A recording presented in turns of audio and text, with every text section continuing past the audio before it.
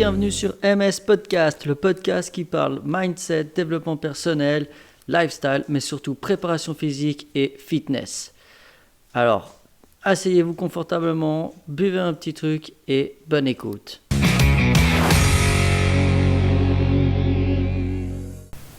Hello et bienvenue dans cet épisode. Aujourd'hui, je vais vous parler sommeil et repos. À quel point le sommeil est important et à quel point c'est important de connaître votre rythme de sommeil et surtout vos temps de repos. Pour commencer, je vais vous donner mon point de vue. Je pense clairement qu'on surcharge notre système, dans le sens où on va surcharger notre système nerveux et notre système physique. Je m'explique. Par exemple, dans une séance de sport, on va toujours aller à fond. Et j'étais le premier à me dire, ok, je sors de cette séance de sport, je veux me dire, ok, j'ai fait assez et je ne pouvais pas plus. Je me suis retrouvé dans des états où le lendemain je ne pouvais même plus marcher, même plus lever les bras pour je sais pas, me gratter la tête ou me recoiffer. Et donc du coup, c'est pas du tout intelligent et efficace. Dans un podcast, j'explique pourquoi on planifie nos entraînements et pourquoi c'est important de faire des plans. Je vous laisse aller l'écouter. Le sommeil et le repos, c'est pareil. On a un peu chacun sa définition du repos. Le repos, c'est quoi? Est-ce que c'est mes 5 minutes où je rêve entre deux phrases ou entre deux arrêts de bus? Est-ce que c'est mes 20 minutes, une demi-heure après le repas pour la sieste? Est-ce que c'est ma turbo-sieste que je fais toutes les 40 minutes pour être productif? Chacun a son truc à faire, entre guillemets. Parlons au niveau sport surtout. Sur internet, vous allez trouver plein d'informations qui disent 24, 48, 72 heures. Personnellement, moi ce que je fais, c'est que quand je travaille sur des petites chaînes musculaires, excusez-moi, je mets 12 heures minimum de pause, enfin de repos. C'est là où mon tissu il a le temps de se régénérer, de cicatriser surtout et de créer ce qu'on appelle l'adaptation. J'explique dans un autre podcast également, l'adaptation c'est là où votre corps va fabriquer un peu plus de tissu musculaire par exemple pour prévenir la prochaine fois que vous allez lui mettre le même stress. C'est aussi là que votre système nerveux il va se résorber et il va se reposer entre guillemets. Donc pour les petites chaînes de muscles, biceps, triceps par exemple, trapèze ou autre, moi ce que j'utilise c'est 12 heures minimum de pause. Quand je fais des grandes chaînes de muscles, par exemple toutes les jambes, tout le dos, tout le tronc, et ben là je mets minimum 24 heures de pause. Et c'est comme ça que j'arrive à planifier mon planning de la semaine ou même du mois. Parlons maintenant surtout sommeil. Sommeil, il faut savoir qu'il y a plein de choses qui se passent dans le sommeil. C'est hyper important le sommeil. Pourquoi? Parce que ça permet de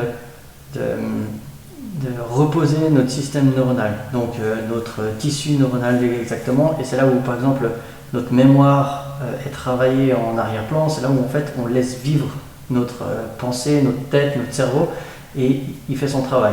Et c'est pour ça qu'il a besoin de beaucoup de temps, enfin il n'a pas besoin de beaucoup, il a besoin d'un minimum de temps de sommeil, et en fait on est fait pour dormir, c'est la science qui le prouve. Par exemple on dit le mythe des toutes les heures dormies avant minuit comptent double. Mais en fait ces heures-là elles sont rythmées et elles sont données par ce qu'on appelle le cycle circadien. En gros ça définit l'état de veille quand on dort ou l'état actif quand on est debout.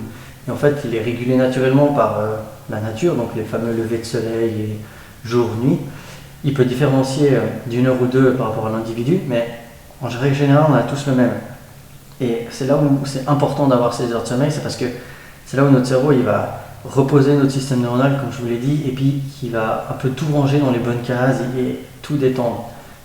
C'est super important pour votre tête, et c'est là en fait où, comme votre système nerveux va être reposé, le lendemain vous pouvez rattaquer avec une autre séance d'entraînement, ou vous pouvez rattaquer avec un autre stress complètement autre que le sport. Typiquement si vous avez, je sais pas, des factures, vous avez un stress personnel dans votre vie privée ou relationnelle, et c'est pour ça que c'est important de dormir.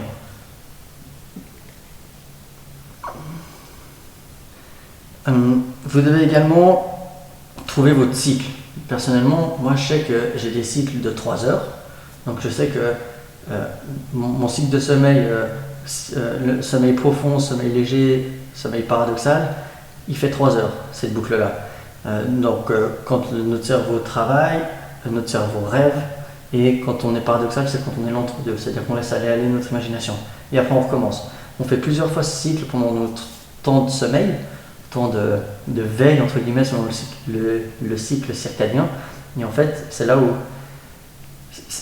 c'est hyper important de se connaître. Moi, j'ai eu l'occasion de le tester à l'armée. Je sais que je fais 3 heures pour ce cycle.